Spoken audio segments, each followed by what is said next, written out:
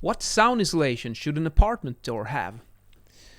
I'm going to present a couple of cases here and how we could think about them.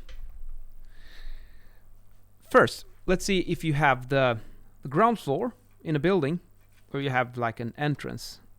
There's nothing here. Now we have it. Okay, so here's the entrance. And let's see, a little room here. Maybe we got some stairs, and perhaps we have an elevator as well. And then maybe you have apartment 1 here, apartment 2, and apartment 3 here. And this is the entrance door on the ground floor. So, what sound class should we have on these doors? Well, you could think about it like this way. This is the ground floor, and let's say it's a 4, 5, 7 story building or something. Everyone who lives in this building are gonna pass through here. They're gonna go to the elevator, most of them probably. Some are gonna take the stairs, and also the ones that live here. So if you're living in apartment 1, 2, or 3, in this case, everyone will pass outside your door. So in these cases, on the ground floor,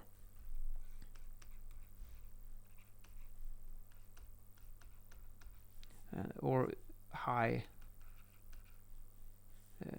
traffic, we can call it. Lots of people passing through. You should aim for a better door, higher sound class.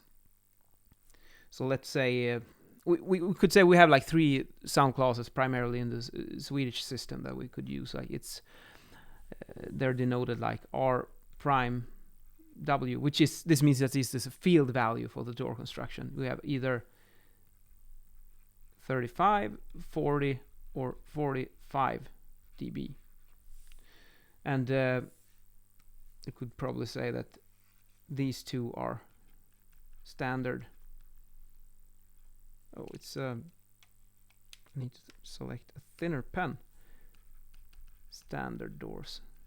Oh, I can't write up there. I have to go down a bit.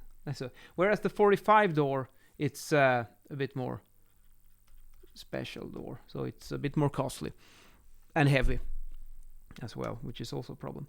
So, but in this case, there's lots of traffic, and to fulfill the Swedish requirements, in this case, I would recommend the highest sound class, 45 door. Now, if you consider the stories that are higher, 2nd, 3rd, 4th, 5th story, on these stories, only the people who live on those stories will pass through. So that the traffic will be a lot lower, and then you could use a door that is perhaps R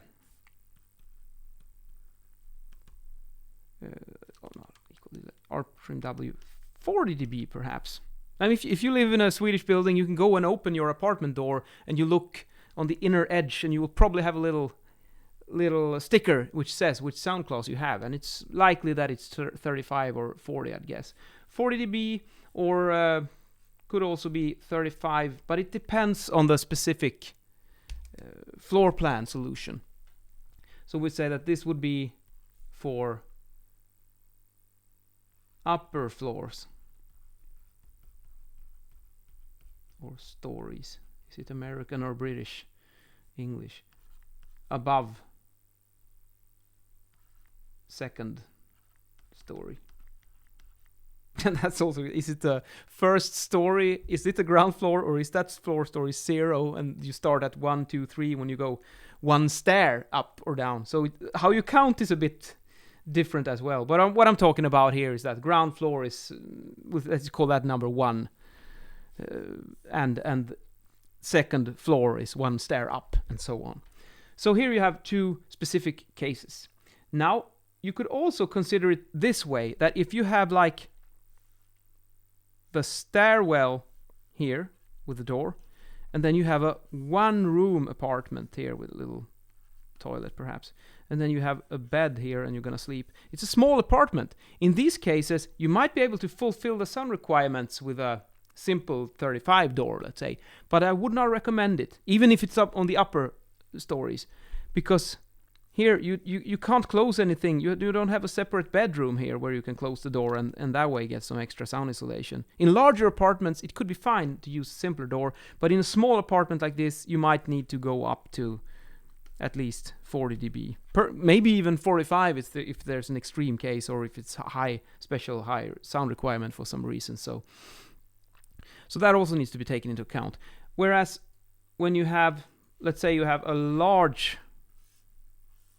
apartment, it's actually quite difficult to draw apartments just from my imagination to see. It's easy to just grab a drawing from some of my projects that I'm working on, but I'm not an architect, so I haven't done this before. So maybe these maybe like this, the door is probably not going to open that way if you have stairwell like this. So anyway, this is the entry point, and then you have maybe a long, I don't know why it would look like this, but a long corridor, and then perhaps you have the bedroom up here,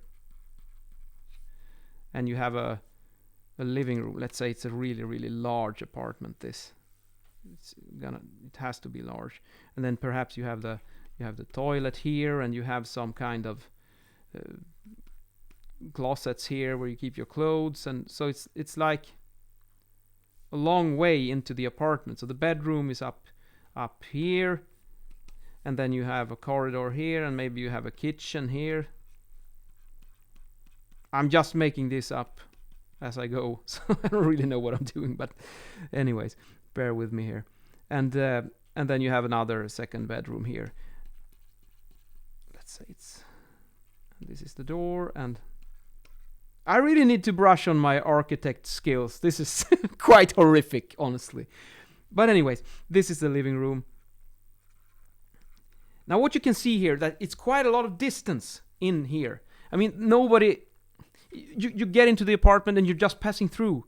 This is not a place where you spend a lot of time. This is where you spend the time, here, and here. So there's quite a lot of distance here.